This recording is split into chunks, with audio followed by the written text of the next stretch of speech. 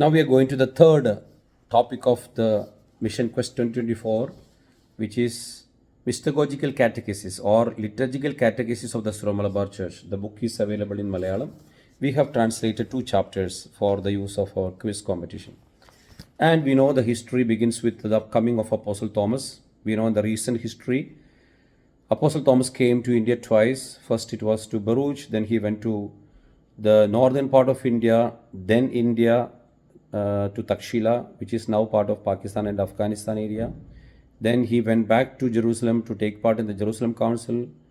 Then he came back to South India and he landed in 52 at Kodungalur and died in 72 at Mylapore. During his time, he would have naturally celebrated the Eucharist and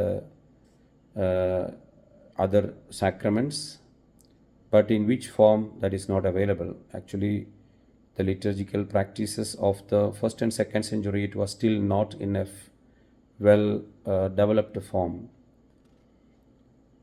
And we know in the 3rd and 4th century, in most of the places, the liturgical celebrations got into proper form, and in the whole world, there were 3 major liturgical families: Latin, Syriac, and Greek. Syro-Malabar Church got connected to Persian Church.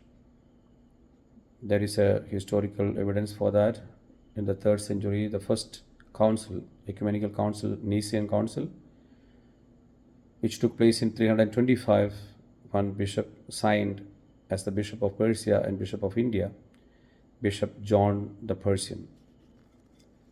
And from 3rd century, because of our connection with the Persian Church, we always had the Metropolitan of all India from Persia, who came from Persia, and we elected one priest from India as the Archdeacon of all India, who took initiative for the administrative part of running of the church, when the Metropolitan took initiative for the liturgical and spiritual part of the ecclesial life. A good information is available about this time in the book written by Cosmos Indicopletus from 500 to 525, who wrote Christian topography. We know the church developed all over the world, and rites as well. The rites have got liturgical, theological, spiritual, and disciplinary patrimony. And in India, it is called Marthoma Margam. Till the 16th century, things went ahead in this form. And then we have Portuguese missionaries in India who had the authority from the king, who was given by the popes to preach the gospel wherever they go. It's called Padroado. And with that authority, the bishops and priests started getting influence on the church in India, which was called St. Thomas Christians. And we know there was a synod. It's called Udayam Perur Sunahados, or Synod of Daimba, which took place in 1599, which changed a lot of liturgical traditional practices of the Marthoma Christians, and a kind of Latinization took place in the spirit. And this led to division in the church. And in 1653, January 3rd, the Queen and Cross oath took place with a clear division in the church.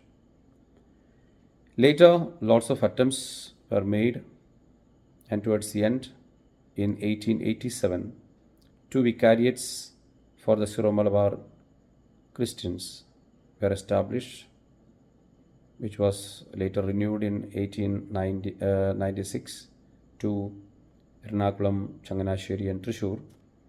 In 1911, Kottayam Vicariate was established for the Knanaya Catholics, and in 1923, the first hierarchy was formed, Ernakulam as the Metropolitan Archdiocese. Later in 1956, Changanasheri Metropolitan Archdiocese was erected, and in 1992, after the Second Vatican Council and after coming into effect of the Oriental Code, our church was made major archiepiscopal church with its major archbishop as its head.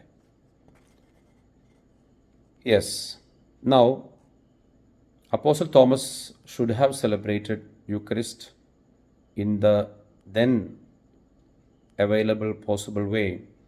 Of course, he was a Jew, so he would have taken a lot of Jewish elements, and he preached the gospel in India, so would have taken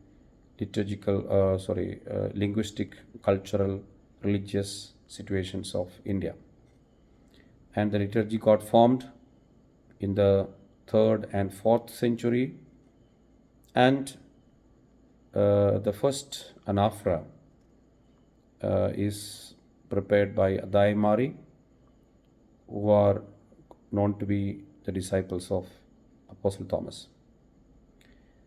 Many of these elements are available in the book written by Antonio de Gouveia called Jornada in 1603 in the Portuguese language.